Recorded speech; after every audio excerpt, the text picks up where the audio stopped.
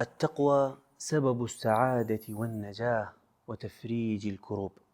قال سبحانه وتعالى: ومن يتق الله يجعل له مخرجا. مخرجا من ماذا؟ مخرجا من غموم الدنيا وغمرات الموت وشدائد الآخرة، مخرجا من كل شدة وضيق. وهذا وعد الله الصادق بالفرج القريب لكل من يتقه سبحانه وتعالى. وذكروا أيضا أن من يتق الله بالصبر عند المصيبة يجعل له مخرجا من النار إلى الجنة. فاللهم اجعلنا من المتقين. أنوار التنزيل